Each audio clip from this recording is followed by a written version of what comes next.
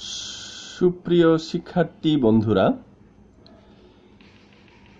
আজকে সায়াবিতি সোসাইটি উচ্চ বিদ্যালয়ের অনলাইন ক্লাসের পক্ষ থেকে আমি মোহাম্মদ নাজমুল করিম অষ্টম শ্রেণীর সকল শিক্ষার্থীদের জানাচ্ছি আন্তরিক শুভেচ্ছা এবং অভিভাবকদেরকে জানাচ্ছি সালাম। আসসালামু আলাইকুম। আমি অষ্টম শ্রেণীর শিক্ষার্থীর উদ্দেশ্যে আজকে পরিসংখ্যান হতে একাদশ অধ্যায়ের তথ্য উপাত্ত নিয়ে আলোচনা করব। তোমরা অষ্টম শ্রেণীর শিক্ষার্থীরা এই অধ্যায়টা অত্যন্ত যত্ন সহকারে তা বারবার অনুশীলন করে আত্মস্থ করবে। এর কারণ হলো এই অধ্যায় থেকে বার্ষিক পরীক্ষায় দুটি প্রশ্ন থাকবে এবং সেখান থেকে একটি প্রশ্নের উত্তর করতে হবে এবং বহু নির্বাচনীর মধ্যেও এখান থেকে প্রশ্ন থাকবে। অর্থাৎ এই অধ্যায়টা যদি আমরা ভালোভাবে আত্মস্থ করতে পারি তাহলে বার্ষিক পরীক্ষায় 13 থেকে 14 নম্বর আমরা উপার্জন করতে পারব। তাছাড়া নবম দশম শ্রেণীতেও এই অধ্যায়টা আছে, সেখানেও অর্থাৎ এসএসসি পরীক্ষাও এখান থেকে এই অধ্যায় থেকে দুটি প্রশ্ন থাকে এবং একটি প্রশ্নের উত্তর লিখতে হয়। সেখানেও আমরা অর্থাৎ এসএসসি পরীক্ষায় আমরা এই অধ্যায় থেকে 13 থেকে 14 নম্বর আমরা পেতে পারব। এই জন্য এই অধ্যায়টা আমাদের জন্য খুবই গুরুত্বপূর্ণ। আমি এই অধ্যায়ে থেকে 3টি ক্লাসের মাধ্যমে সমস্ত খুঁটিনাটি বিষয় আমি আলোচনা করব। তোমরা অত্যন্ত যত্ন সহকারে বারবার অনুশীলন করে তা আত্মস্থ করবে। আমি আজকে কিছু তথ্য উপস্থাপন করব। পরিসংখ্যান সম্পর্কে জানতে হলে পরিসংখ্যান কি, অর্থাৎ সংজ্ঞাভিত্তিক কোনো তথ্য বা ঘটনাই হলো পরিসংখ্যান এবং এই পরিসংখ্যান মানেই হলো সংখ্যার একটি খেলা। এই পরিসংখ্যানের মধ্যে আরো থাকবে উপাত্ত। উপাত্ত কি সেটা জানতে হলে আমাদেরকে দেখতে হবে তথ্য বা ঘটনা নির্দেশক সংখ্যাবলী। তথ্য বা ঘটনা নির্দেশক তথ্যাবলী হলো উপাত্ত। ধরো অষ্টম শ্রেণীর 1 থেকে 5 রুল পর্যন্ত শিক্ষার্থীর গণিত বিষয়ে প্রাপ্ত নম্বর 85, 80, 88, 72 এবং 68। এখানে একটু লক্ষ্য করলে দেখতে পাবে যে 5 জন শিক্ষার্থী 1 থেকে 5 রুল পর্যন্ত 5 জন শিক্ষার্থী গণিত বিষয়ে বিভিন্ন নম্বর পেয়েছে। এখান থেকে দেখে আমরা বুঝতে পারছি যে রুল 1 যা সে পেয়েছে 85, তারপর 2 পেয়েছে 80, তারপর 3 পেয়েছে 88, 4 72, 5 68 এবং এই নম্বরগুলো দেখো কোনোভাবেই সাজানো নেই। প্রথম 85, তারপর 80, তারপর আবার 88, তারপর 72, অর্থাৎ এলোমেলোভাবে বিক্ষিপ্তভাবে ছড়িয়ে ছিটিয়ে আছে। এই যে উপাত্তগুলো, এখানে এই নম্বরগুলোকেই বলা হয় উপাত্ত, আর টোটাল জিনিসটাই হলো পরিসংখ্যান। এই যে নম্বরগুলো বিক্ষিপ্তভাবে আছে, বিচ্ছিন্নভাবে আছে, এগুলি হলো বিচ্ছিন্ন উপাত্ত। এখন এই উপাত্তগুলিকে যদি আমরা একটা নিয়ম মেনে মানের ঊর্ধ্বক্রমে অথবা নিম্নক্রমে যদি সাজাই তাহলে দেখো আমরা পাই, মানের ঊর্ধ্বক্রমে যদি সাজাই তাহলে 68, 72, 80, 88 পাই। আবার নিম্নক্রম অনুসারে যদি সাজাই তাহলে পাবো 88, 85, 80, 72, 68। এরকম কোনো নিয়ম মেনে যদি আমরা সাজাই তাহলে যে বিষয়টা দাঁড়াবে, এই অবস্থাটাকে আমরা বলবো অবিচ্ছিন্ন উপাত্ত। এবার আসি, আমরা কিছু বিষয় আমাদের ভালো করে জানতে হবে। তার মধ্যে হলো তথ্য। তথ্য কোনো ঘটনা বা বিষয় সম্পর্কিত বিশেষ বর্ণনাকে, কোনো ঘটনা বা বিষয় সম্পর্কিত বিশেষ বর্ণনাকে তথ্য বলে। যেমন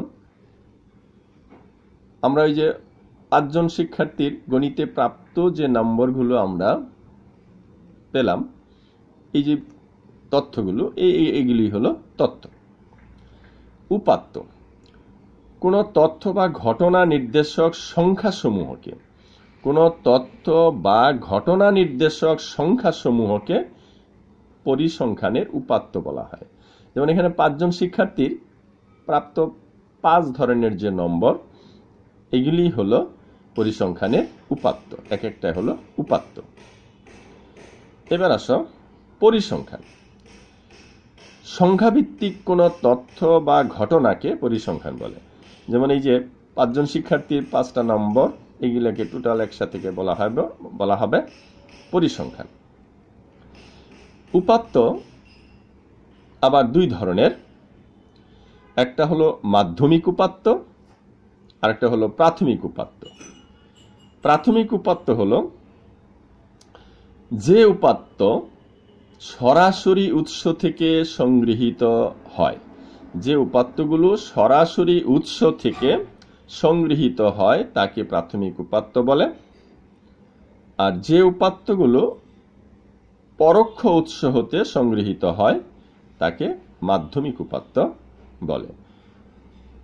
প্রিয় শিক্ষার্থীবৃন্দ, তোমরা নিশ্চয়ই বুঝতে পেরেছ যে উপাত্ত 2 ধরনের, একটা হলো প্রাথমিক উপাত্ত, আরেকটি হলো মাধ্যমিক উপাত্ত। প্রাথমিক উপাত্ত হলো যে উপাত্ত সরাসরি উৎস থেকে সংগৃহীত হয় তাকে প্রাথমিক উপাত্ত বলে, আর যে উপাত্তগুলো পরোক্ষ উৎস হতে সংগৃহীত হয় তাকে মাধ্যমিক উপাত্ত বলে।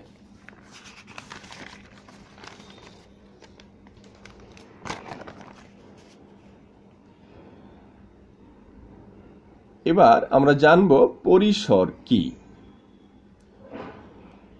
পরিসর কোনো উপাত্তের সর্বোচ্চ সংখ্যা থেকে সর্বনিম্ন সংখ্যা বিয়োগ করে বিয়োগফলের সাথে 1 যোগ করলে যে সংখ্যা মান পাওয়া যায় তাকে ওই উপাত্তের পরিসর বলে।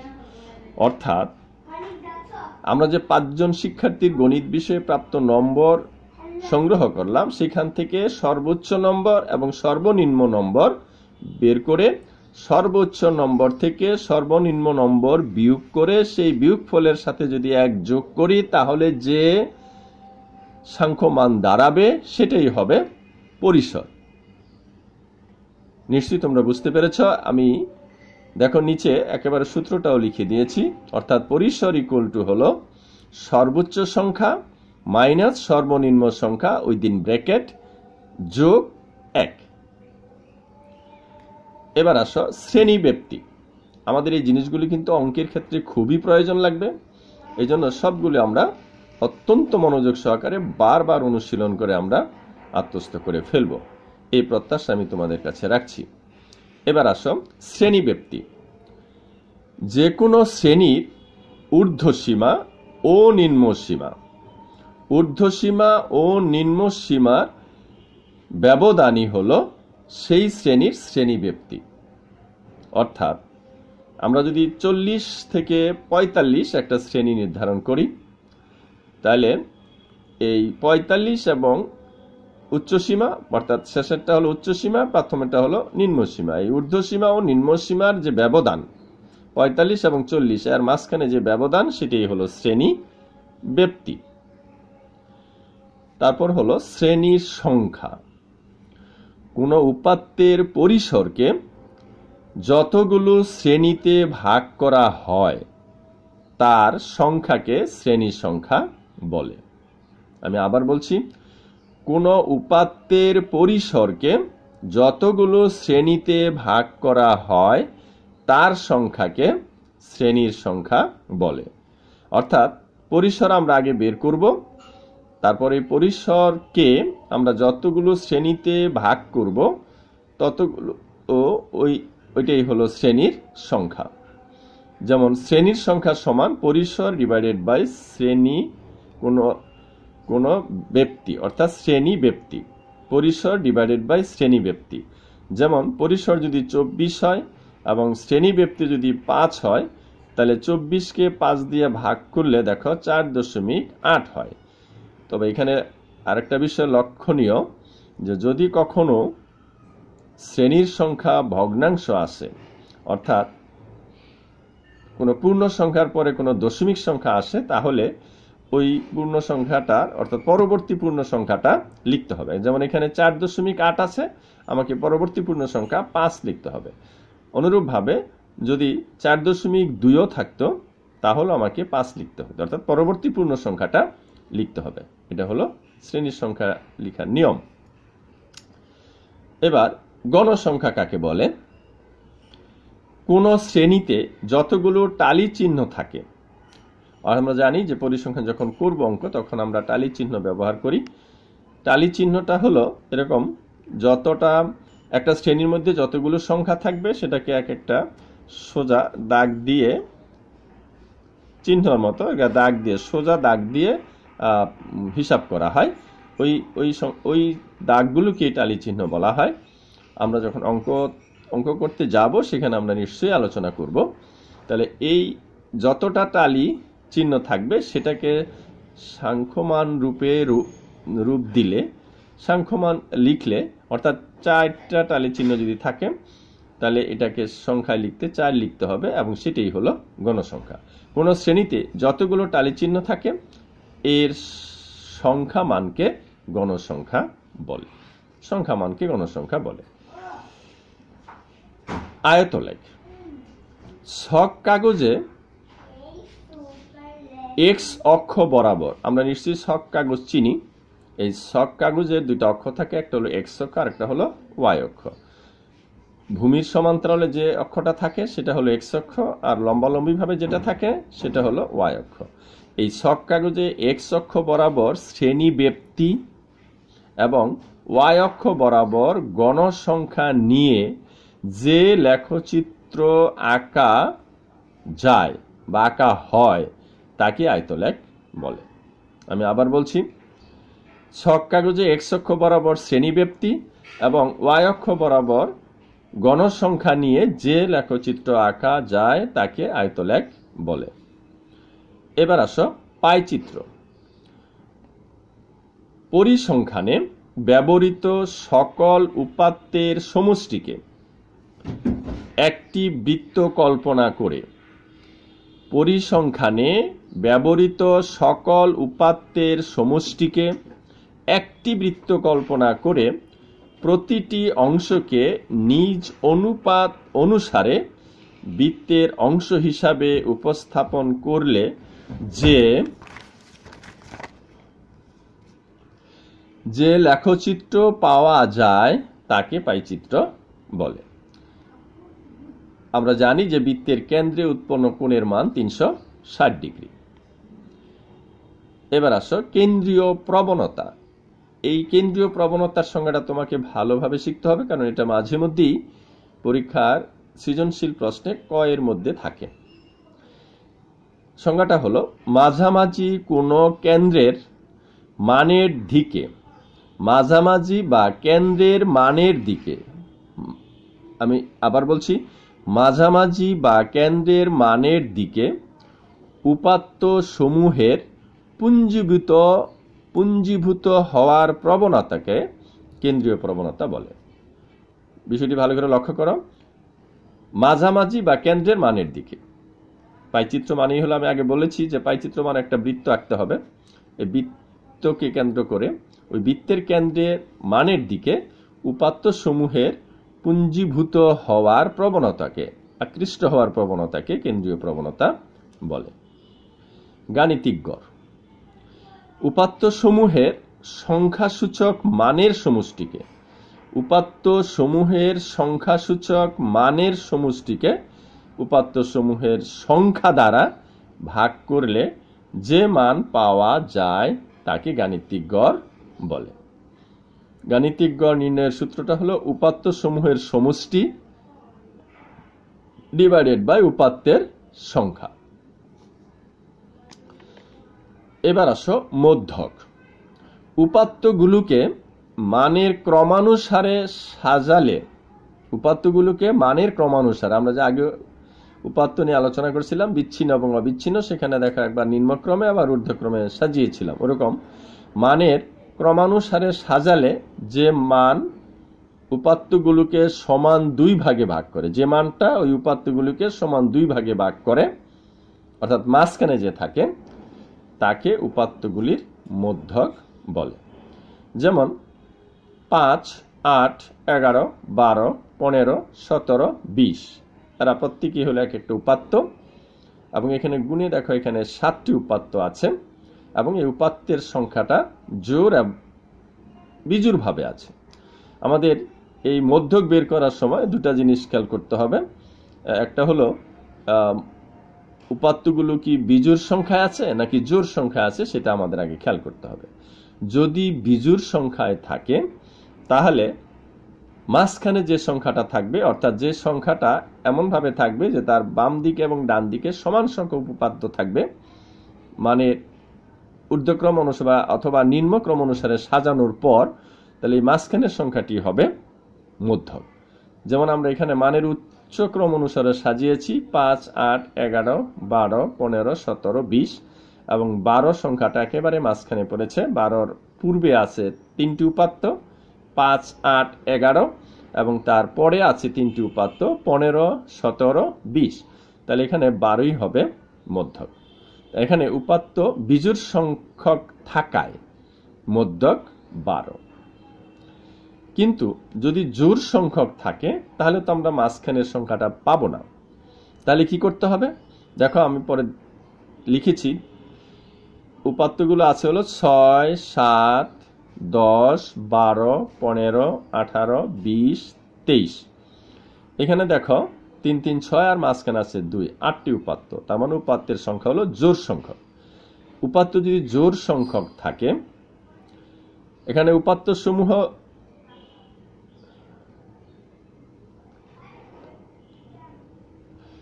এখানে একটা ভুল হয়েছে লেখা, যে এখানে উপাত্ত সমূহ বিজোড় না হয়ে হবে জোড়। বিজোড়ের জায়গায় হবে জোড়, অর্থাৎ বহিষ্কারটা কাটা হবে। আমি কেটে দিচ্ছি, এটা কাটা হবে। এখানে উপাত্ত সমূহ জোড় সংখ্যক থাকায় মধ্যক হবে চতুর্থ ও পঞ্চম সংখ্যাদ্বয়ের মানের সমষ্টির অর্ধেক, অর্থাৎ মাঝখানের দুটা নিতে হবে, যে দুটা নিলে বাম দিকে এবং ডান দিকে সমান সংখ্যক উপাত্ত থাকবে। তবে হ্যাঁ, লক্ষণীয় বিষয় হলো আমাকে আগে অবশ্যই মানের ঊর্ধ্বক্রম অথবা নিম্নক্রম অনুসারে সাজিয়ে নিতে হবে। সাজানোর পর যে দুটা উপাত্ত মাঝখানে থাকবে, অর্থাৎ সমান সংখ্যক ভাবে ভাগ করবে। যেমন দেখো এখানে 12 এবং 15 আমি আন্ডারলাইন করে রেখেছি। এটার এই দুইটার উপাত্তের ডান দিকে দেখো 3টি উপাত্ত, বাম দিকে 3টা উপাত্ত, সমান ভাগে ভাগ করতে হবে। এখানে একটা নেওয়ার পরেই সমান 2 ভাগে ভাগ হয়েছে, এখানে দুটা নেওয়ার পরে সমান 2 ভাগে ভাগ হয়েছে। এখন মধ্যক হবে এই দুইটার যোগফলের অর্ধেক, অর্থাৎ দুইটার গড় মান, এই দুইটার গড় মান। তার মানে দুইটা যোগ করে দুইটা ভাগ করলে গড় মান পাবো। এখানে আমি লিখেও রেখেছি, দেখো এখানে উপাত্ত সমূহ জোড় সংখ্যক থাকায় মধ্যক হবে চতুর্থ ও পঞ্চম সংখ্যা দ্বয়ের মানের সমষ্টির অর্ধেক। আমি যদি গণনা করি তাহলে দেখো প্রথম, দ্বিতীয়, তৃতীয়, এটা হলো চতুর্থ, এটা হলো পঞ্চম, অর্থাৎ চতুর্থ স্থানে এবং পঞ্চম স্থানে তাদের অবস্থান। এই জন্য বলা হয়েছে যে চতুর্থ ও পঞ্চম সংখ্যা দ্বয়ের মানের, চতুর্থ সংখ্যার মান হলো 12, পঞ্চম সংখ্যার মান হলো 15, এই দুই মানের সমষ্টির অর্ধেক যা হবে সেই, অর্থাৎ 12 এবং 15 যোগ করে দুইটা ভাগ করলে যা হবে সেটাই হবে মধ্যক। এবার আসো প্রচুরক। কোন উপাত্তে যে সংখ্যাটি সবচেয়ে বেশি বার থাকে, অর্থাৎ একটা পরিসংখ্যানের মধ্যে উপাত্তগুলো যে থাকবে তার মধ্যে একই উপাত্ত বারবার থাকতে পারে। যে উপাত্তটা বেশি সংখ্যক বার থাকবে সেটাই হবে প্রচুরক।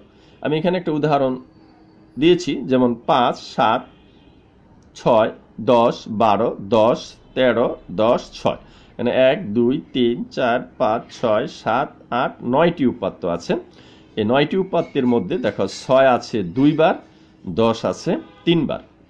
তাহলে এখানে সংজ্ঞায় বলা হয়েছে যে কোনো উপাত্তে যে সংখ্যাগুলো বা যে সংখ্যাটি সবচেয়ে বেশি বার থাকে তাকে প্রচুরক বলে।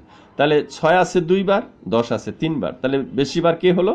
10 বেশি বার থাকলো, অর্থাৎ 3 বার থাকলো আছে, অতএব এখানে প্রচুরক হবে 10।